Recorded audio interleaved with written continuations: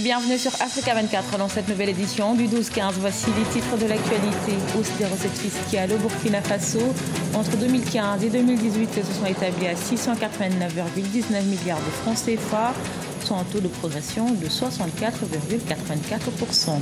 Au Mali, avoir un rendez-vous médical en urgence n'est pas toujours chose facile. Conscient de cette difficulté, un jeune start-upper lance Doctix, un site internet et une application pour faciliter la prise de rendez-vous gratuitement.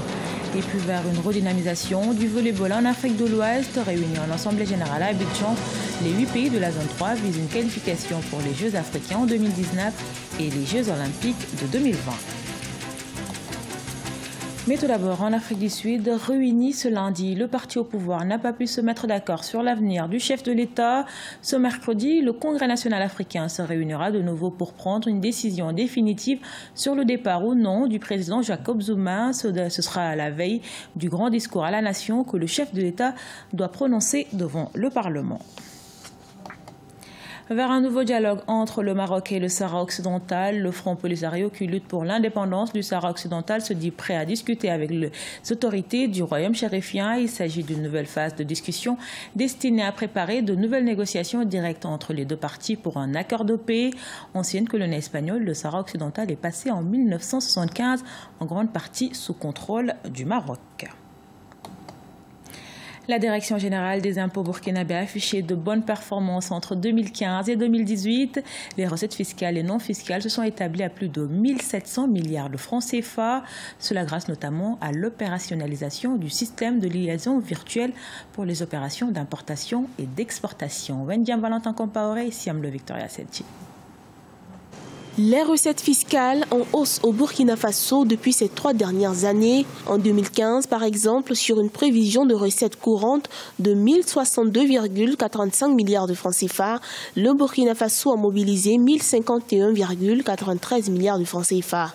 Et pour 2016, les recettes courantes ont été mobilisées à hauteur de 1230,48 milliards de francs CFA contre 1315,48 milliards de francs CFA en 2017. Un taux de progression de 64,84% ces 3 dernières années. Depuis 2015, la tendance au Burkina, c'est vraiment la hausse des recettes internes.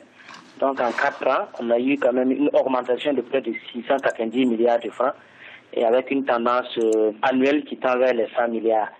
Donc c'est pour dire que le Burkina Faso a opté depuis un certain temps de vraiment compter sur ses propres ressources. Et quand on remarque la part des recettes internes par rapport au budget global, ça tend vers les 80% de recettes internes. L'atteinte de ces résultats, selon des experts, est la conjugaison de plusieurs facteurs dont l'opérationnalisation de la plateforme Sylvie, système de liaison virtuelle pour les opérations d'importation et d'exportation, la mesure de suivi satellitaire des camions transportant des marchandises, le renforcement de la gestion du risque, l'implantation des scanners à Ouagadougou et à Bobo-Dioulasso. Et il y a aussi au niveau de la douane le suivi de l'importation des marchandises. Ce sont des mesures vraiment courageuses. Au début, ça crée quand même des incompréhensions avec les importateurs, mais ils se sont entendus. Il y a par exemple l'interconnexion des systèmes informatiques douaniers entre le Burkina et des pays voisins comme le Togo, d'où viennent beaucoup d'importations. Il y a des actions aussi qui ont été prises comme l'augmentation de certaines taxes et certains impôts sur certains produits, comme le tabac, l'alcool. Et donc, l'un dans l'autre, ces différentes réformes-là ont contribué à vraiment revoir à la hausse le niveau de recouvrement des recettes intérieures.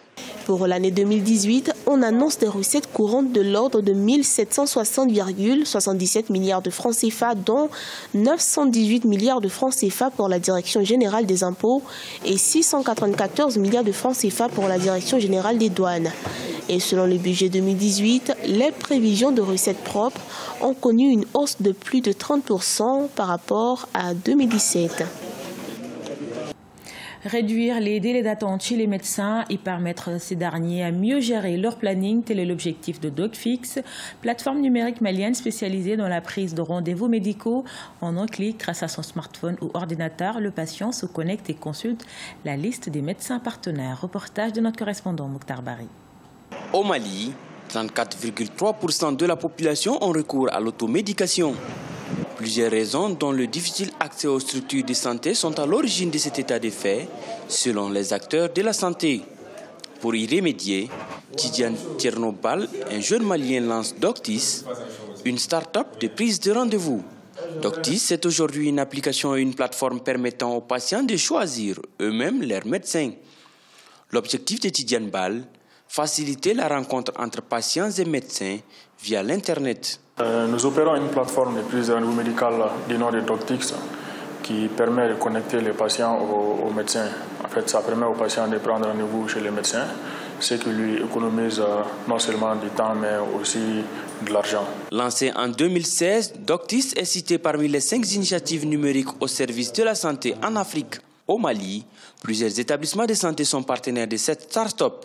Aujourd'hui, notre défi, c'est que les populations, la majeure partie de la population malienne et africaine puisse accéder à ce type de services via un smartphone ou via un ordinateur. L'accès à Internet qui reste faible dans nos pays, mais par ailleurs, la majorité de la population a accès au smartphone aujourd'hui, donc ce qui facilite la tâche pour une telle plateforme.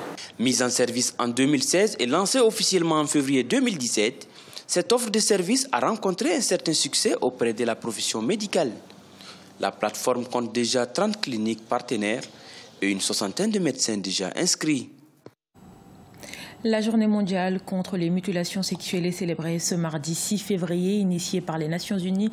Cette journée est lancée pour appeler à l'extermination de ces violences sexuelles et sexistes à l'égard des filles et des femmes. Au total, quelques 200 millions de femmes et de filles en Afrique et dans le monde en sont victimes. Même si la pratique se poursuit dans certains pays, d'autres luttent pour son abandon. C'est le cas du Sénégal et le Burkina Faso où le taux d'excision des jeunes filles est en baisse de 50 à 60%. Déqualifiés pour les Jeux africains en 2019 et les Jeux olympiques de 2020, c'est l'objectif des 8 pays de la zone 3 de la Confédération africaine de volleyball. Réunis en assemblée générale le 3 février à Abidjan, Côte d'Ivoire, ils ont décidé de redynamiser la discipline. La promotion du beach volley y a également été évoquée. Reportage de notre correspondant Olivier Conon. Vers un volleyball des pays d'Afrique de l'Ouest plus compétitif sur le continent. Les pays membres de la zone 3 de la Confédération africaine de volleyball veulent monter sur le podium des compétitions africaines. Pour ce faire, les fédérations vont développer des partenariats avec des pays hors de leur zone afin de progresser. Pour y arriver, il faudra résoudre la problématique du financement des compétitions. Je pense qu'on a des moyens limités. Aujourd'hui, c'est un concours de nos plus hautes autorités qu'on sollicite. C'est l'UEMOA, c'est le Conseil de l'Entente, c'est la CEDEAO. On leur demande en tout cas de pouvoir répondre positivement afin de soutenir ces jeunes-là, en tout cas ces fédérations qui occupent sainement les jeunes de ces 8 pays. Donc les moyens suivront, nous sommes optimistes. La solution pour la redynamisation du volleyball ouest-africain passe également par la promotion du beach volley. C'est une variante du volleyball qui se pratique sur les terrains de sable des plages.